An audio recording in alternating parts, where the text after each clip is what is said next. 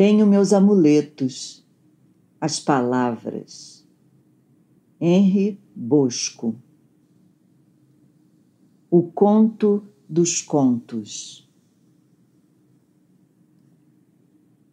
No reino de Vale Pelosa, vivia um rei cuja filha se chamava Zosa. Ninguém nunca, jamais, em tempo algum, tinha visto a princesa sorrir. O pai, que amava a filha com todo o coração, tentou de tudo para afastar sua melancolia. Mandou vir pernas de pau cambaleantes, palhaços saltitantes, mágicos que tiravam macacos da cartola, cães dançarinos, um burro que bebia de uma caneca. Tentou uma coisa, depois outra e outra. Tudo perda de tempo.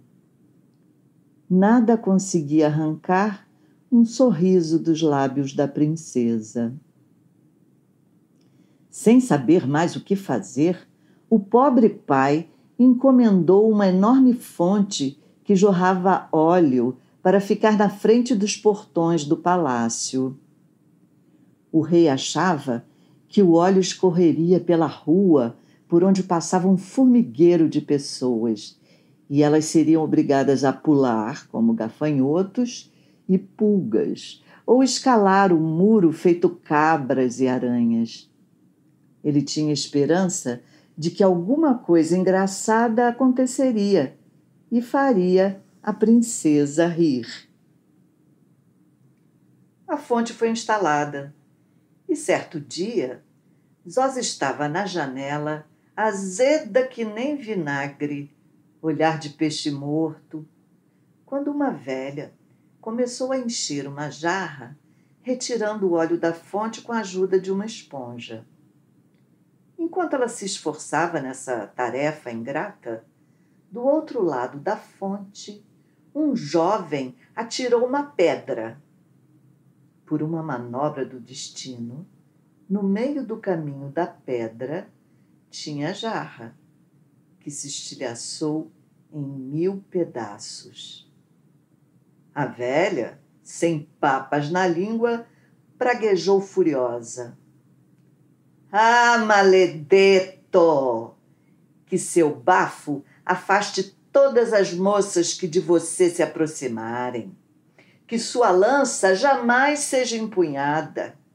Que uma chuva de infortúnios caia sobre você, seu estronzo, idiota. O jovem, a quem faltava barba, discrição e respeito aos mais velhos, ao ouvir tal rosário de insultos, tratou de pagar na mesma moeda. Megera! Estrega! Sua bruxa verruguenta, fedorenta e bolorenta, comedora de criancinha. Ao ouvir tais impropérios, a velha ficou fora de si. Perdeu o freio e a paciência. Feito louca, saltava que nem um cabrito ensandecido. Zosa, ao ver a estranha cena, teve um ataque de riso tão forte, mas tão forte, que quase desmaiou. A velha, mais enlouquecida ainda, olhou brava para Zosa e rogou: que você nunca encontre um marido, a menos que seja o príncipe de Campo Rotondo. Curiosa, Zosa mandou chamar a velha. Queria ouvir de sua boca se aquilo tinha sido uma praga ou apenas um insulto. A velha respondeu: fique sabendo, então, que o príncipe de Campo Rotondo é um belíssimo ragazzo. Seu nome é Tadeu. E graças ao feitiço maléfico de uma fada, foi colocado adormecido em um túmulo bem na entrada da cidade. Na lápide, há uma inscrição que diz que a mulher que encher um jarro pendurado a um gancho com lágrimas durante 3 dias consecutivos fará o príncipe despertar e se tornará sua esposa. Mas, como é impossível 2 olhos humanos chorarem tanto a ponto de encher um jarro do tamanho de meio barril, é isso que te desejo por ter zombado e rido de mim. Pelo mal que me causou, rezo para que assim seja. E com medo de levar uma surra, a velha desceu desembestada as escadas. Coisas impossíveis, melhor desejá-las do que esquecê-las. Zosa foi atingida pelo dardo da paixão, que cega o julgamento e enfeitiça a razão. Ficou remoendo as palavras da praguejadora até sua cabeça virar um moinho de dúvidas. Mas de uma coisa tinha certeza: já não podia mais ficar parada. Pegou um punhado de moedas do cofre do pai e deixou o palácio. Andou e andou, até chegar ao castelo de uma fada, para quem contou tudo o que se passava em seu coração. A fada ficou com pena da jovem, que tinha 2 imensos obstáculos: pouca ajuda e muito amor por um desconhecido. Deu-lhe uma carta de recomendação a ser entregue a uma de suas irmãs, que também era fada. A jovem andou mais ainda até chegar à segunda fada, que também a recebeu com gentileza. Quando os pássaros cantaram para afugentar as sombras da noite, a fada lhe deu uma noz. Pegue essa noz, minha cara, guarde-a com cuidado. Abra somente em caso de extrema necessidade. Deu-lhe também uma carta, recomendando-a a uma outra irmã.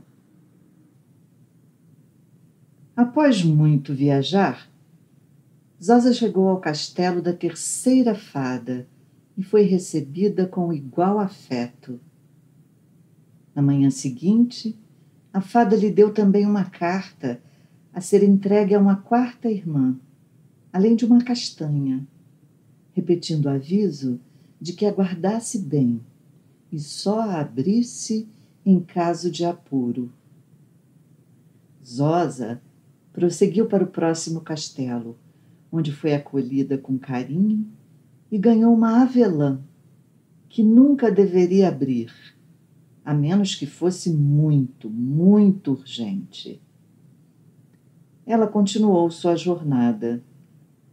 Atravessou florestas e rios. E ao final de 7 anos, justo na hora em que o sol é acordado pelos galos, chegou quase manca a Campo Rotondo. Lá, na entrada da cidade, viu um túmulo de mármore aos pés de uma fonte que vertia lágrimas de cristal. Levantou o jarro, colocou-o no colo e começou a chorar copiosamente, derramando nele seu pranto. Assim, continuou sem sequer levantar a cabeça, até que, findos 2 dias, faltava apenas um dedo para completar o jarro. Zosa, cansada de tanto chorar, foi tomada por um sono abissal e se recostou para descansar só um pouquinho.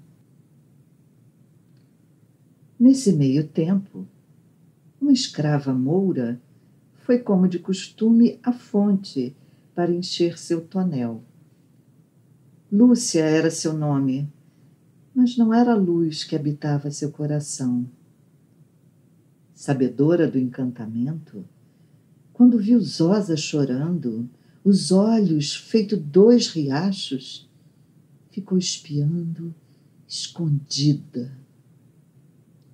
Assim que Zosa adormeceu, aproximou-se e deu com o jarro quase cheio. Com as mãos leves, retirou e colocou os próprios olhos sobre ele, enchendo-o em poucos segundos. Bastou a última lágrima cair e encher o jarro para que o príncipe despertasse do sono profundo e saísse do túmulo de mármore branco. Bateu os olhos naquela mulher morena e, sem titubear, abraçou-a e levou-a direto para o palácio. Seguiram-se festejos e a mulher tornou-se princesa. Quando Zosa acordou, percebeu que o jarro tinha desaparecido. Ao ver o túmulo aberto e vazio, seu coração pesou tanto que pensou em morrer. Desiludida, seguiu seu caminho. Um passo após o outro, chegou à cidade onde soube do casamento do príncipe. Fui enganada duplamente, pelo meu sono e por uma escrava. Foi morar em uma bela casa de frente para o palácio.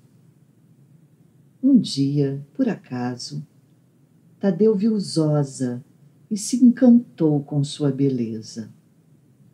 A escrava, quando percebeu, jurou que se o marido não se afastasse da janela, mataria o filho que estava esperando assim que o bebê nascesse. Tadeu, que ansiava por um herdeiro, tratou de obedecer à mulher. Sem saber o que fazer para se aproximar do príncipe, Zosa se lembrou dos presentes das fadas e abriu a noz. Dela saltou um anãozinho, o brinquedo mais delicado que já existiu no mundo. O anãozinho se sentou na janela e começou a cantar. Seus trinados faziam com que se parecesse realmente o rei dos pássaros.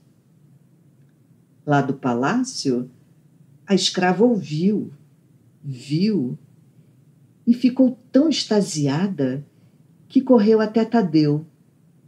Quero o homenzinho que canta maravilhosamente na janela daquela mulher, ou matarei nosso filho assim que nascer. O príncipe, que se deixava fazer de gato-sapato, ordenou que Zosa fosse chamada imediatamente ao palácio. Lá chegando, a moça respondeu que não era uma comerciante e que daria de bom grado o anão ao príncipe. Tadeu aceitou, não queria deixar a esposa de mau humor. 4 dias depois, Zosa abriu a castanha. De dentro saíram uma galinha e 12 pintinhos, todos de ouro. Ela os colocou na janela. Sabia que olhos vigilantes logo os veriam. De fato, foi só os avistar para a escrava cair de encantos. Chamou Tadeu, mostrou-lhe a galinha e os pintinhos dourados e novamente pediu que os comprasse todos para ela. O príncipe, enredado na teia da esposa, ordenou que chamassem Zosa e lhe pagassem o preço que fosse pela galinha. A moça deu a mesma resposta. Ela lhe daria a galinha de presente. A necessidade, mais uma vez, falou mais alto do que o discernimento, e Tadeu aceitou. Outros 4 dias se passaram. Zosa abriu a avelã e dela saiu uma boneca que fiava ouro. Assim que a colocou na janela, a escrava chamou Tadeu. Preciso ter essa boneca ou mato nosso filho. O príncipe, dessa vez, não teve coragem de mandar chamar Zosa. Se quer algo feito, faça você mesmo. Quem quer peixe, molhe o rabo, pensava enquanto caminhava até a casa do outro lado da rua. Quando a moça abriu a porta, ele tratou de pedir perdão por sua impertinência.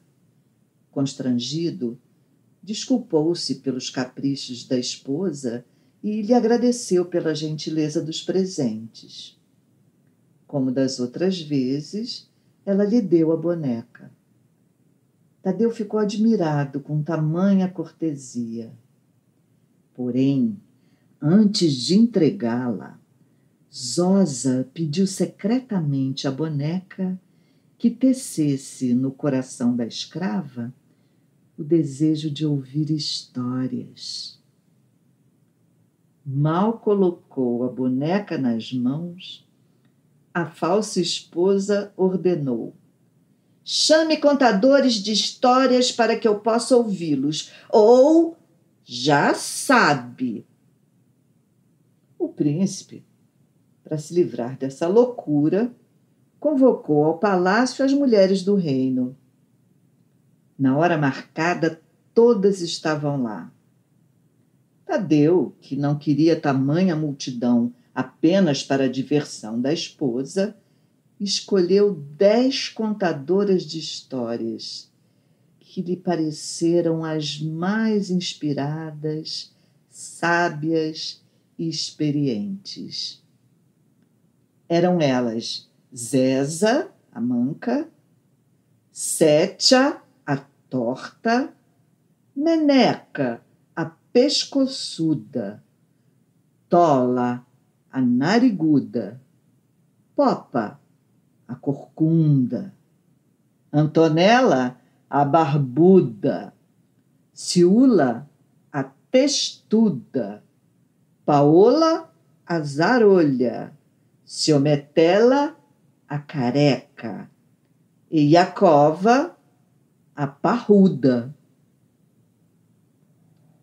Ele escreveu seus nomes em uma folha de papel e, depois de liberar as demais, levantou-se com a esposa e foram todos para o jardim do palácio.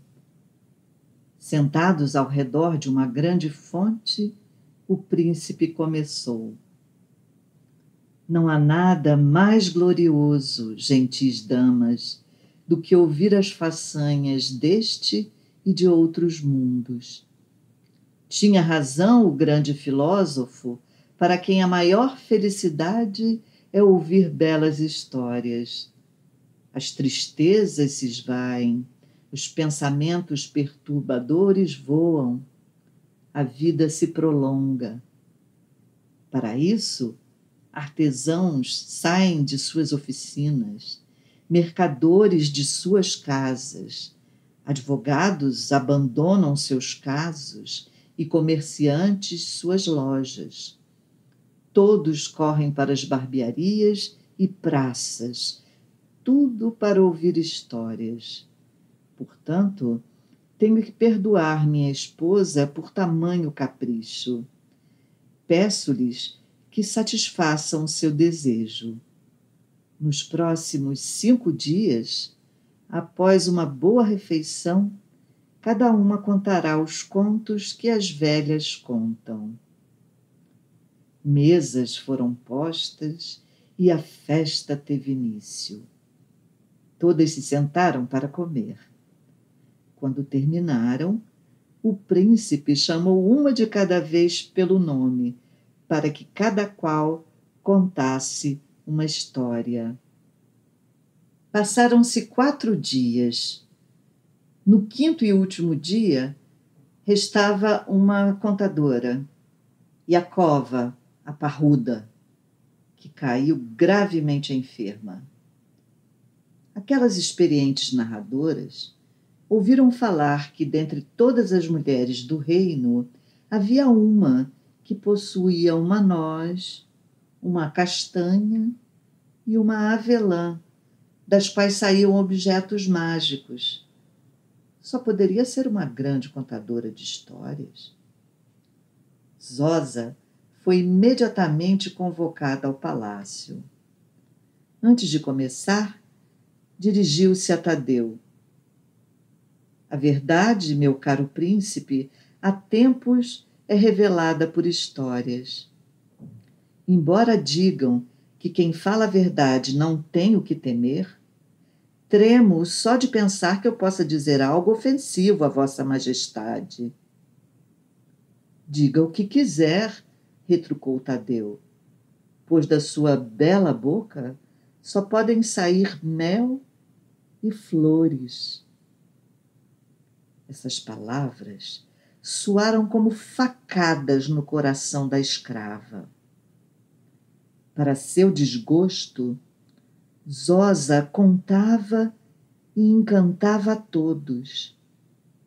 Contou de uma princesa triste desde o dia em que nasceu, de uma praga rogada por uma velha na fonte que jorrava óleo, de fadas dadivosas, de presentes mágicos, de um jarro de lágrimas e de um sono distraído. A escrava pressentiu onde a narrativa ia dar. Nem mais uma palavra ou o herdeiro não nascerá. Tadeu, desconfiado, mandou que a esposa se calasse e ordenou que a moça continuasse. Zosa prosseguiu e contou como uma escrava havia encontrado um jarro e traiçoeiramente usurpado a sorte de uma princesa. Assim que terminou sua história, caiu num choro tão aliviado, intenso, que deixou todos de queixo caído. Tadeu, vendo o silêncio da esposa, percebeu onde morava a verdade. Diante de todos, fez com que a escrava confessasse sua traição e deu ordem imediata de que ela fosse enterrada viva. Com passos lentos e cuidadosos, o príncipe se aproximou de Zosa, agradeceu-lhe e a convidou a se mudar para o palácio. Lá, Zosa foi tratada com as honras dignas da princesa que era, sendo diariamente cortejada por Tadeu. Nem tanto tempo depois, o rei de Valipelosa e tantos outros reis e rainhas dos mais distantes e fabulosos países foram convidados para os festejos de casamento, que duraram tantos dias que não cabem nos dedos das mãos. Desde então, a princesa ria que ria, e Tadeu passou a se sentir vivo como nunca. Com essas núpcias, termina a história. Que ela lhe faça bem. Que você a deixe partir tão a contragosto quanto eu, mas que ela fique na sua boca feito uma colherada de mel.